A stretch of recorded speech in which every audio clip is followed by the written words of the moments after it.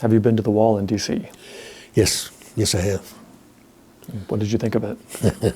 I was leaving that kind of open as yes or no question. It's very moving, very moving.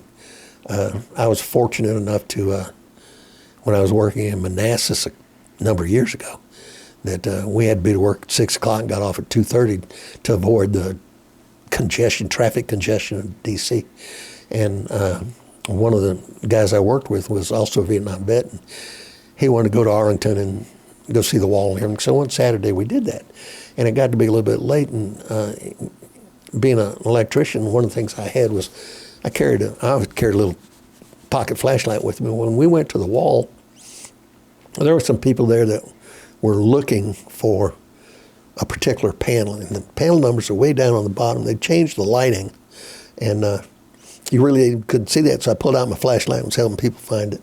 And I got a good feeling about helping people find something. And I talked to one of the volunteers there, and eventually became a volunteer, and I'd go. Didn't have a schedule. If I felt like going down to the wall and answering questions and making comments about the wall and helping people find stuff, that I would do that. Help veterans find stuff, families find that.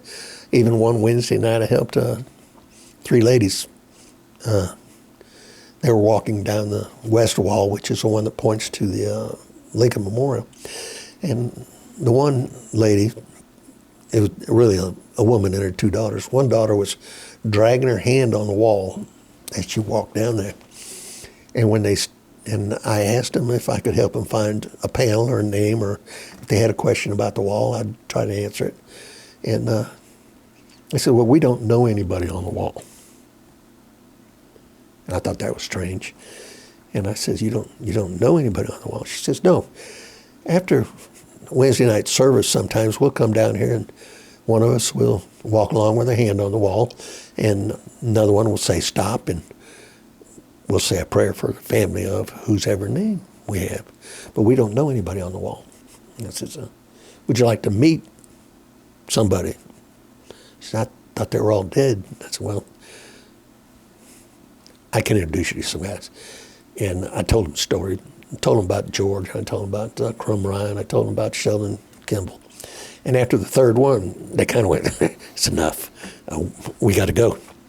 And they turned to walk away, and they'd walked about 2 or 3 panels back in the direction they'd come. And the mother stopped, and she turned around and came back to me. I wonder what I did. And she said, she wanted to thank me. She said they'd been to the wall many times, but that was the first time the wall talked to them. I also met Hal Moore there at the wall late one night, about 10 o'clock. Little bitty short guy, trench coat, he came down, and I asked him the same questions, and he said no, he knew where he was going, and he asked me if I was a veteran, what I did. I told him, and he thanked me for my service, and he got to the panel. And one of the things all the volunteers know, they know where the Ia Drang Valley Battle guys are. And he stopped there, and I says, you know this Ia Drang? He says, yeah, I was there. And he thanked me for what I did in Vietnam, and I thanked him. I says, and what's your name? He says, Hal Moore. I also met some of the guys I flew with. Carlisle Roach, who lives in Scotland, and I flew with second tour, who knew my brother.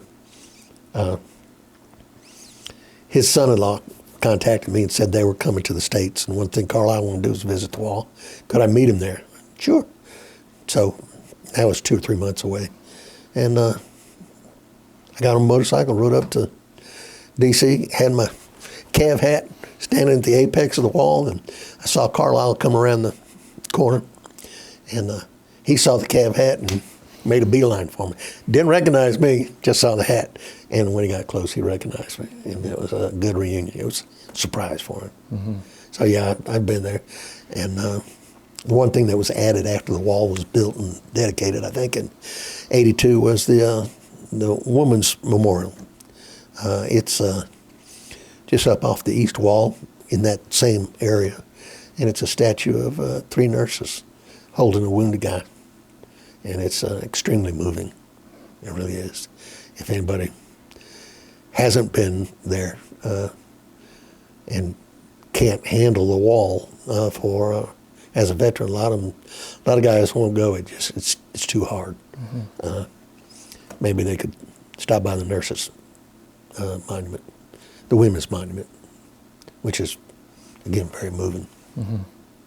Yeah, but I've been to the wall, taken my grandchildren to the wall, had them in the fall.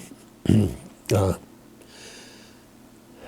east wall that points towards the Washington Monument gets heated up late in the evening by the sun. And after the sun goes down for a little bit of time, you go and put your hand on that east wall, and it almost feels like it's body temperature. Mm.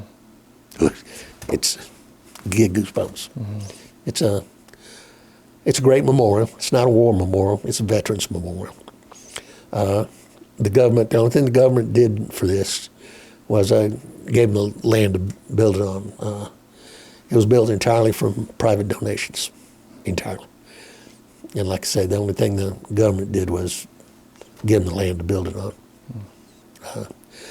From a distance, it just looks like a big black stone, and as you go to it, you really walk down into it. And like the war for so many of us, that was invisible and hidden and not in public view because it's sunken like that. From a couple angles, you don't even know it's there. But it's like a deep cut in the country. It's awesome. I highly recommend it.